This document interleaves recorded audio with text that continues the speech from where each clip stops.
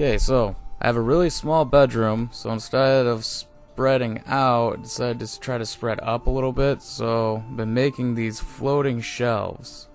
So first, it just comprises of two parts. It's a bracket that attaches to the wall, and then it just has a shelf that slides into a dado cut.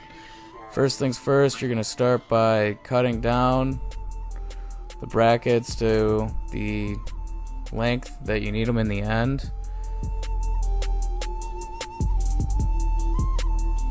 And then the next thing you do is you set up the dado stack.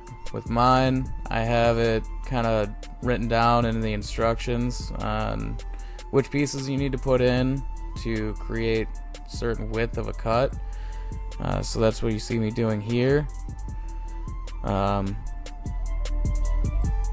I never really made a faceplate to put over it, so we're just going to use the sled.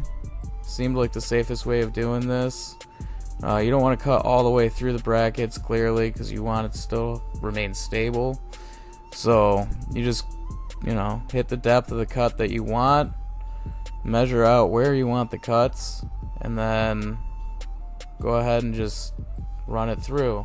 I used a clamp to clamp it to the sled. Just kind of seemed like the safest route to go. Plus you got a little handle you can use.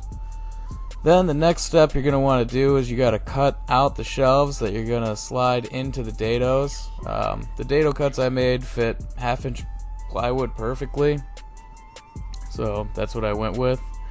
To match everything else, I painted the brackets black, just with cheap spray paint. It ends up not looking too bad against my gray walls. And then I just left the plywood shelves plywood colored.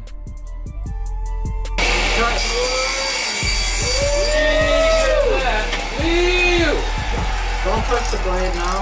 Don't even bother about that piece over there. Yeah, you'll be alright with it. Shouldn't touch the blade while it's still moving. You don't worry about. But now we got a little sandwich of wood, You gotta worry about them special ones. Now, you see on this experiment, we're watching Dallas in his natural habitat.